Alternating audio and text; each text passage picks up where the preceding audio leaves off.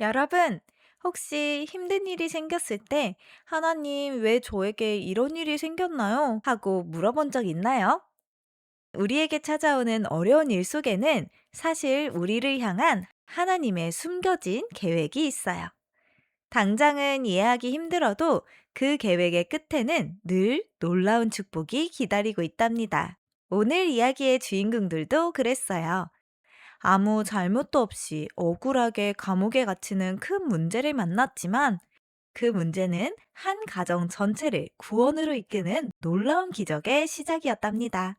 하나님의 말씀을 헤아림. 감옥에서 울려 퍼진 복음. 바울과 실라는 예수님을 전하는 전도자였어요. 두 사람은 함께 빌립보라는 큰 도시에 도착해서 복음을 전하기 시작했어요. 그런데 귀신이 들려서 점을 치는 한 여종이 두 사람을 졸졸 따라다니며 소리쳤어요. 이 사람들은 지극히 높으신 하나님의 종들이에요. 구원의 길을 여러분에게 전하고 있어요.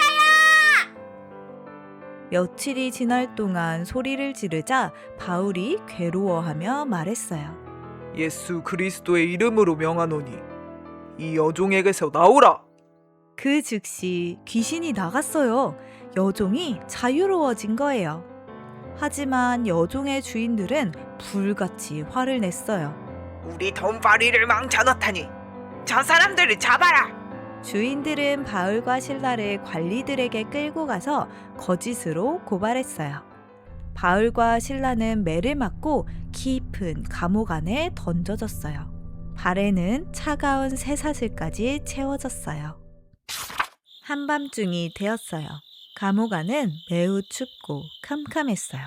그런데 그때 감옥 안에서 소리가 들렸어요. 주님은 언제나 우리와 함께 하시고 우리를 인도하는 분이십니다. 이곳에도 주님의 계획이 있음을 믿고 감사를 드립니다. 주님을 찬양합니다. 바울과 실라는 감옥에서 큰 소리로 찬양하기 시작했어요. 감옥에 있는 다른 죄수들도 그들의 찬양 소리를 듣고 있었어요. 그리고 하나님도 그 찬양을 들으셨답니다.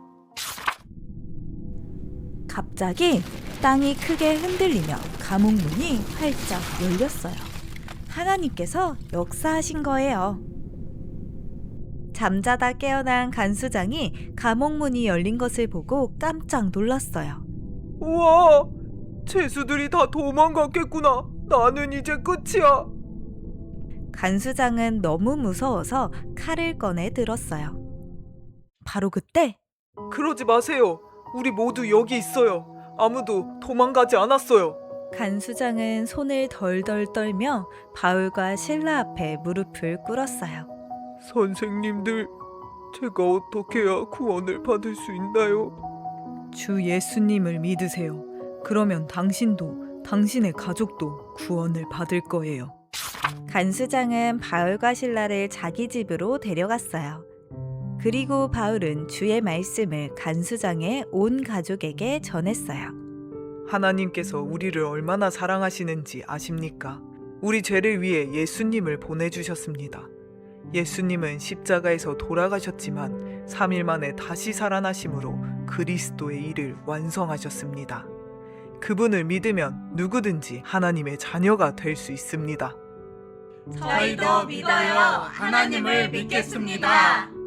간수장과 온 가족은 하나님을 믿게 되었고 크게 기뻐했어요. 성경은 그날 밤의 기적을 이렇게 기록하고 있어요. 그와 온 집안이 하나님을 믿음으로 크게 기뻐하니라. 친구들, 오늘 이야기의 맨 처음 질문을 기억하나요?